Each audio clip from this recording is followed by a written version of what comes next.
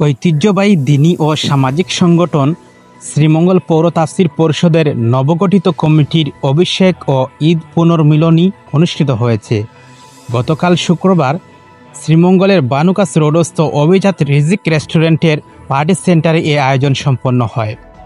শ্রীমঙ্গল পৌর তাফসীর পরিষদের সভাপতি আলহাজ এএসএম ইয়াহিয়া এর সভাপতিত্বে ও সহসাধারণ সম্পাদক মাওলানা সোহাইল আহমদের সঞ্চালনায় অনুষ্ঠানে নবগঠিত কমিটির দায়িত্বশীলদের মধ্যে অনুভূতি পেশ করেন শ্রীমঙ্গল পৌর তাফসীর পরিষদের উপদেষ্টা হাফেজ মাওলানা জামাল উদ্দিন, মাওলানা আব্দুল গফুর, মাওলানা হায়দার আলী, সাঈদ আহমদ, মাওলানা আব্দুল শুকুর, মুফতি মনির উদ্দিন, মাওলানা এম এ রহিম নুমানি, মাওলানা আব্দুল মালিক বাহুবলী, মাওলানা আব্দুল মালিক খমলগঞ্জি, হাজি আব্দুল কাইয়ুম, সহসাধারণ সম্পাদক সাংবাদিক এহসান মীর মুজাহির, কোষাধ্যক্ষ আজিজুর রহমান ফটিক প্রমুখ।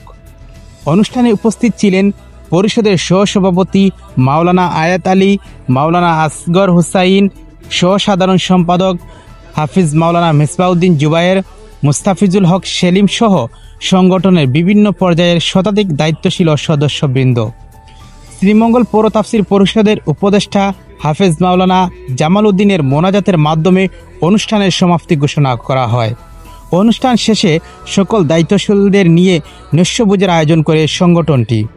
প্রসঙ্গত, শ্রীমঙ্গল পৌর তাফসীর পরিষদের কাজকে আরও বেগবান করার লক্ষ্যে গত 28 ফেব্রুয়ারি 2025 3 বছর মেয়াদের জন্য নির্বাহী ও উপদেষ্টা কমিটি গঠন করা হয়।